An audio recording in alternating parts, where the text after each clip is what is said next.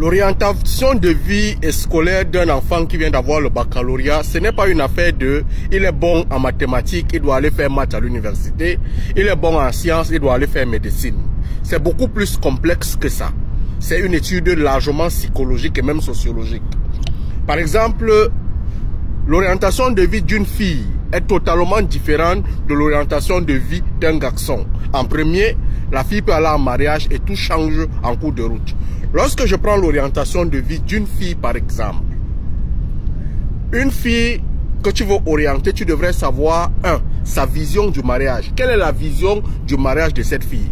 Si elle a une vision axée sur le mariage, il faut savoir que les parents peuvent investir leur argent jusqu'à ce que, j'aimerais d'abord noter que la vision de l'orientation de vie et scolaire, c'est en premier d'éviter à ce que les parents dépensent de l'argent pour rien et que l'enfant lui aussi dépense du temps pour rien. Alors, pour une fille, tu vas essayer de voir si elle aime le mariage. Si elle aime le mariage, tu peux te retrouver que elle va se retrouver que bon, là maintenant j'ai 21 ans, il est mieux pour moi de me trouver un mari, je vais en mariage. Les parents auraient déjà dépensé peut-être 3 ans en licence, peut-être de droit et tout ça. Ça n'a servi à rien. Alors il faut connaître ce que la fille pensait dans sa tête du mariage. En deuxième, il faut connaître la fille qui vient d'avoir 18 ans. Est-ce qu'elle a un petit ami? C'est très important. La fille qui a un petit ami, vous pouvez prendre des décisions, vous les parents. Vous décidez même de l'envoyer en Europe. Lorsque le visa sort, le visa du petit ami ne sort pas. Ça influence sur la décision de l'enfant et vous dit même qu'elle ne part pas. Parce que son petit ami va rester.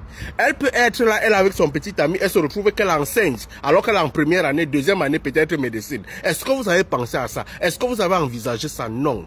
D'où il faut prendre le temps en profondeur, discuter avec l'enfant, causer avec lui, savoir ce que l'enfant a, connaître ses projections de la vie, connaître ses projections sociales, connaître le niveau économique de ses parents avant de lui proposer une filière. Il y a des filières que tu peux lui proposer une trajectoire où l'école est peut-être raccourcie. Tu peux lui proposer une trajectoire où l'école est longue. Mais l'essentiel est que l'enfant ne devrait pas perdre le temps et l'enfant devrait largement réussir. C'est véritablement très important. C'est pour ça que je vois, vous venez dans mon inbox me dire que non, tonton, j'ai besoin de l'orientation, j'ai besoin de ceci, je connais pas quelle filière je vais faire, je connais pas que... Oui, je sais. Si je vais vous répondre un à un, il faut faire ceci, il faut faire cela, vous savez combien ça me coûte en temps?